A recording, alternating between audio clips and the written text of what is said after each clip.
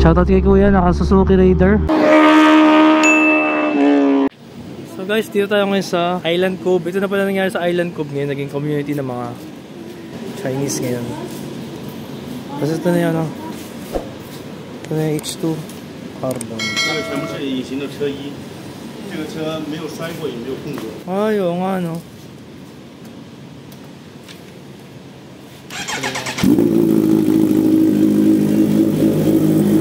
Marami na gas-gas. Oo. Tawal na natin. Tawal na natin. Marami na gas pala eh.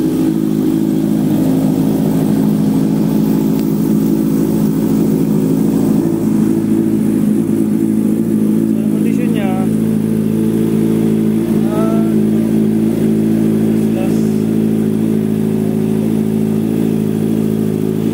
matagal ko na gustong tumingin ng H2 Carbon. Alam nyo, natingin lang. Tapos finally, nagkaroon tayo ng opportunity, nakaipon tayo. And yun na nga, yung nakita nyo yung video kanina. Yun yung nagpunta tayo sa Cavite para tingnan yung H2 na binibenta doon. H2 Carbon 2023. Kaya lang nakita natin, wala yung, alam mo yung na-feel ko na, ito na, this is it. Wala yun eh, hindi ko naramdaman yun. Mainly siguro dahil may mga konting scratches. So may mga imperfection akong hindi nagustuhan. Siyempre, alam nyo naman tayo.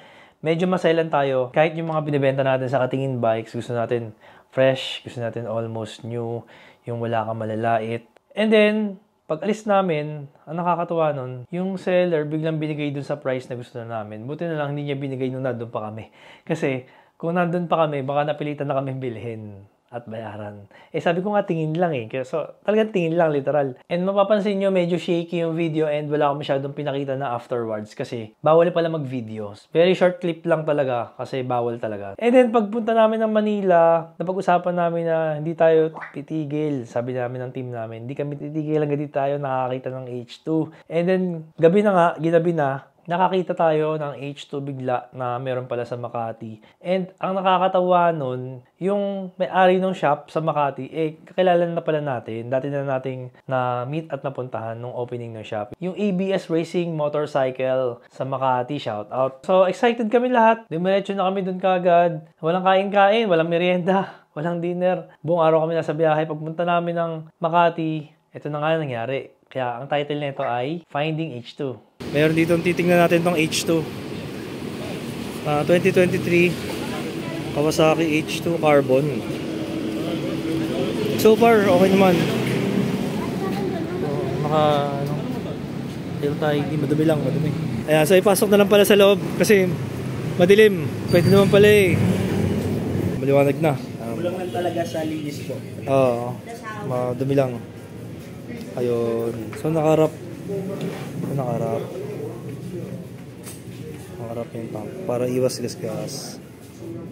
Glossy na pala yung ano, yung 2023. Parang mabagag.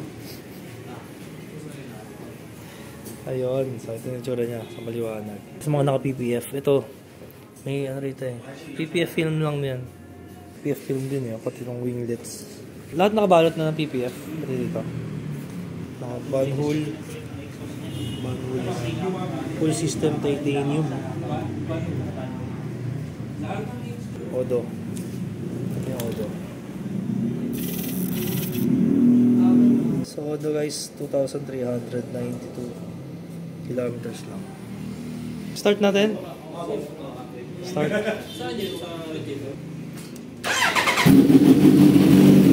Tignan natin yung makina. Okay naman.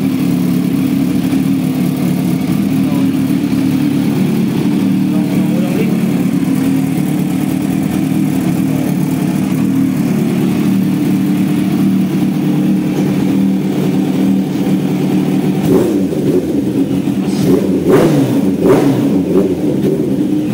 Maingay. Tingnan natin. Side to thing. Pa yung stock pipe. Bagong-bago yung ano, stock pipe. Hindi ginamit yung ito. Oo nga eh. Pagkabili kuya, pinalitan na agad. Tatlong beses yan. Akrapovic at saka AC. Kaso ito yung medyo malakas eh. Parang di nga nagamit eh. Deliver na agad oh. Ayun, oh. Uy, yung isang susi. Bagong-bago. Headers.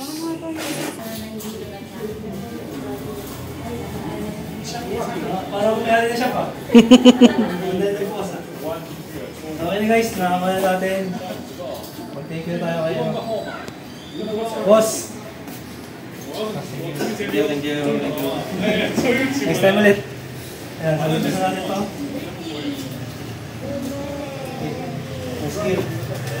Yan yung testing kung maandar ah.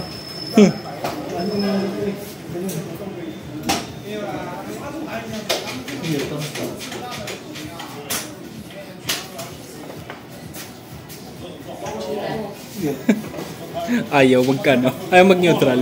Yung ano, sir?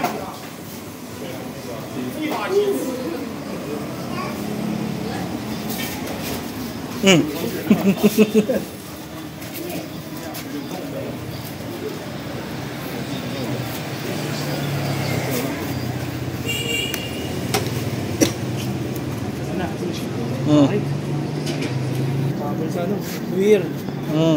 Tapos pakita ko sa inyo guys yung workshop nila dito. So pwede kayo mapagawa ng motor dito, team maintenance. Dito meron Harley Davidson dito. Dito CF Moto. So may mga parts din dito. Ito pang BMW yata. Pang rear sets. Meron dito.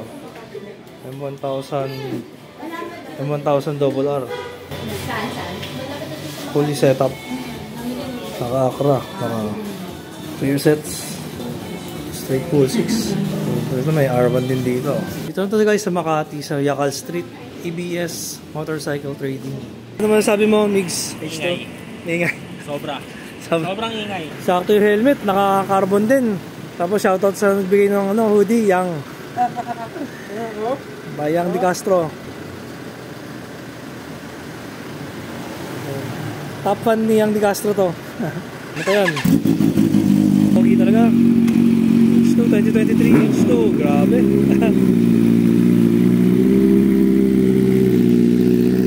And hey, what's up mga katingin? Ito na yung ating first ride sa newly acquired natin na 2023 Kawasaki H2. Ayun o, supercharged. Ayun ang tawag nila doon sa mga later models ng H2 is H2 Carbon. So yun, slightly used lang. Fully wrapped ng PPF. Yung paint protection film, lahat nakabalot. Pati itong mga carbon winglets. Ito aftermarket na to. Galing sa H2R. Galing no? Dunugtong talaga dito. Meron pa dito parang pangil. Parang usling plastic, tapos dugtungan siya. Yung modelo, pinagbago nito from my previous H2 na 2015. Ito, rolling suspension, tapos meron ng auto blip, pero hindi pa to ride by wire, meron pa rin siyang total cable. Tapos pinalagyan natin na ng kit na Tweety Bird na may LC.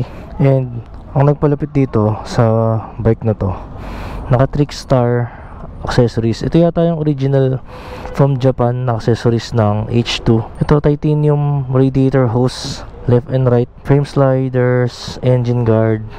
And finally, the Van Hool full system titanium. Kung nakikita mo, nagbo-blue. Kamukha siya ng Bandimon.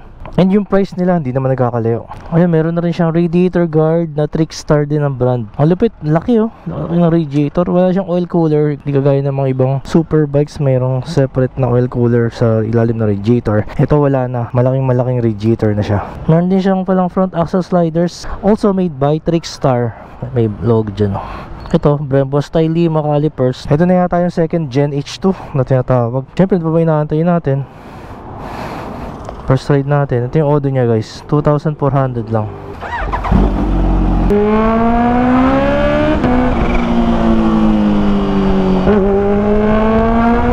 Ang lakas pa rin guys. Kala ko humina yung modelong H2 dahil naka Euro emission na to. Pero mukhang malakas pa rin. Oh my lord. Iwan kaluluwa ka talaga dito. Hindi mo na marinig yung boses ko.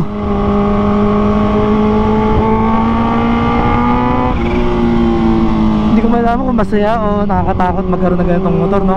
Mixed emotions. Mixed emotions tayo dito sa ganitong motor eh. And umagang kay ganda. Traffic na kaagad guys.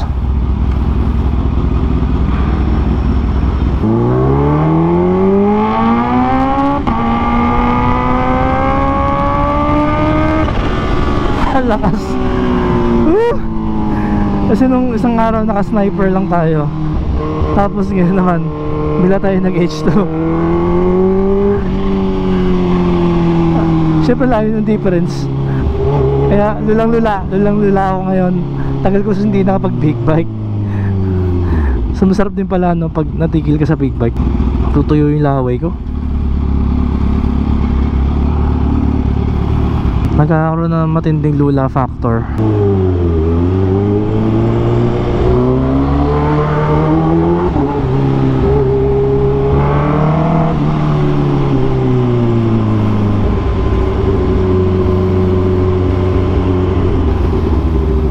So ito yung pinaka bossing ng mga Ninja. Pero pwede rin si ZX-14R, siya yung lolo.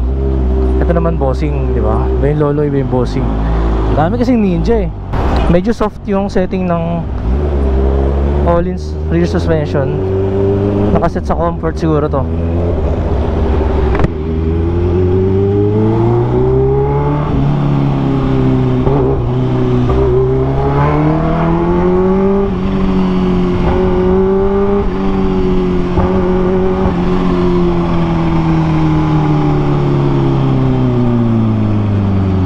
Tayo kay RTP.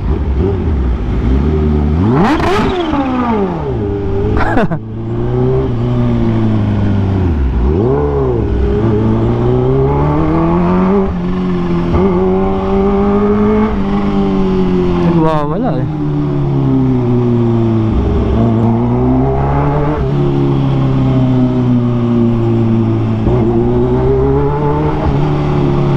Mabigat siya kapag tinutulak, pero tumatakbo na sobrang gaan pakiramdam sa lakas ng power. Ito talaga yung masasabi mong power. Power all throughout. The RPM, meron torque. Ito yung na-improve nila from the Gen 1. Sa Gen 1 kasi mas matagal umakit yung power niya.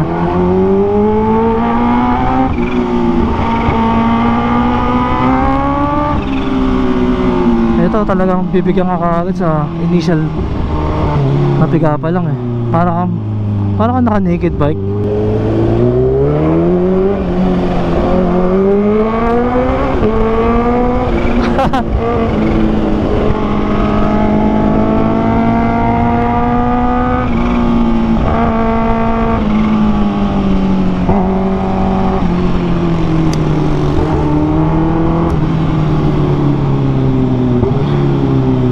Light. Tayo sa kabila. Abot pa tayo? Abot. Sakto lang. Winglet kasi ang haba eh. Ang haba ng winglet. So yun yung disadvantages. Nakikita nyo na guys ang disadvantages ng meron napakahabang winglet. Actually winglet kasi maliit. So ito hindi to winglet. Ano na to eh? Wing. Diba? Ang maliliit lang yung winglet eh. Mahihiya yung pangalang winglet dito sa wings na ito eh. Dapat ang tawag sa kanya wing. Nakalimutan ko nga pala yung mention no. Pati pala yung fairings niya naging carbon. Kaya nga H2 carbon.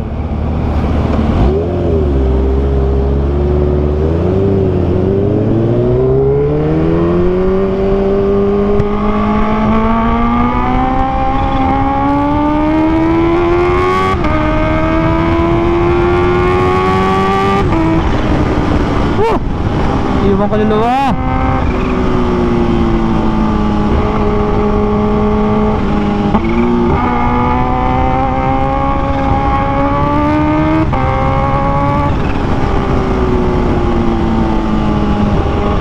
So confirm nga kapag high RPM na mas malakas yung previous na H2. Pero dahil lang sa Euro emission yun, kaya siya mas malakas.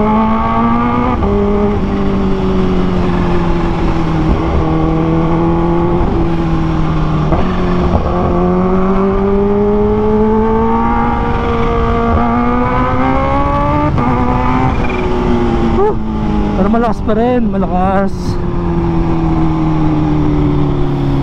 Iwan kaluluwa eh. So kung gusto mo na ng motor na laging naiiwan yung kaluluwa mo kada piga, ayun napapasigaw ka, at uuhawin ka, matutuyuan ka ng laway. Ito yun. Ito na yun, Kawasaki H2. Tapos yung sigaw,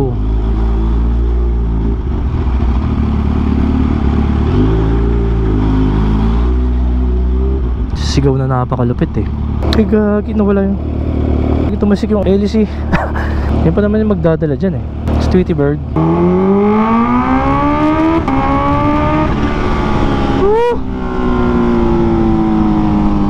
Sobrang solid guys. Kaya naman panigurado malakas sa gulong to guys. Sa lakas ng torque, lakas ng arangkada nya, lalo kung ganun grabe pumiga. Kagandahan lang talaga kay H2, compatible siya sa mga shorter riders dahil yung seat height nya one of the lowest para sa mga 1000cc. So maganda yung ginawa ni Kawasaki dito. Yung ginawa niyang medyo mababa yung seat height para mas maraming pwedeng gumamit sa kanya. Tuwing stoplight lang tayo pwede magkwento, no? Napakalakas kasi ng exhaust niya. Di ako makapagsalita, di ko marinig yung boses ko. Di ko alam kung nare-record pa ba yung boses ko o puro yung sigaw ng exhaust.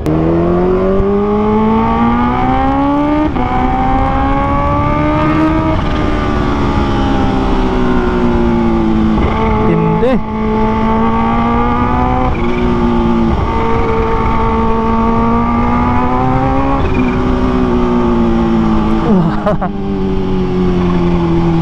Sarap talaga. Sarap ng H2, sarap ng supercharge. Tindi na ito. Sa kabila.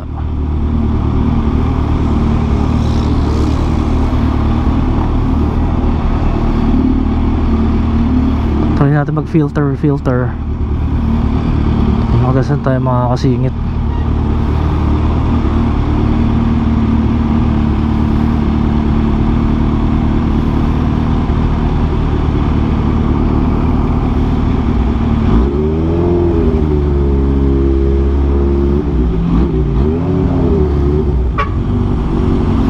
May ginagawa pala dito.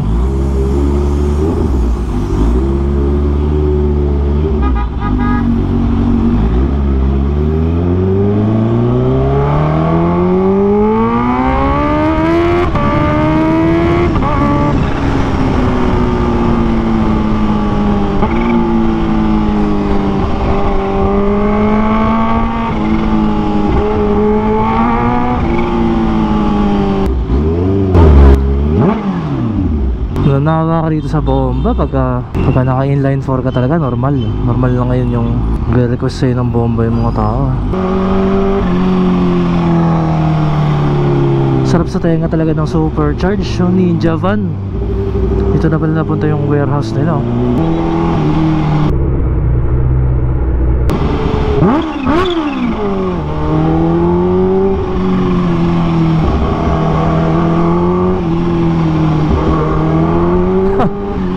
Bomba daw eh.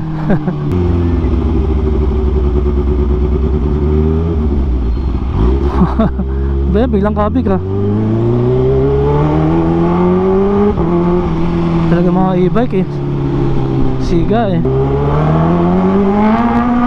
Wah, lakas. Grabe, dumudulas yung gulong guys. Ganun kalakas. Ganun kalakas yung torque nya.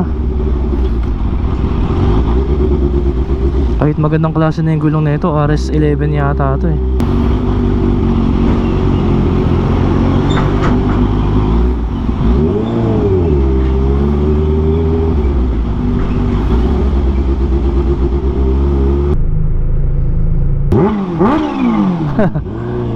Shoutout kay kuya, naka Suzuki Raider FI.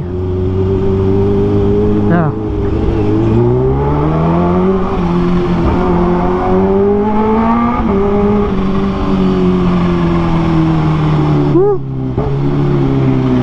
So yun guys, masasabi ko dito sa H2 na to, for the price mapapaisip ka talaga kasi makakabili ka na ng second hand na Ducati Panigale V4S. So kailangan talaga to, dedicated ka talaga, gusto mo talaga ng H2.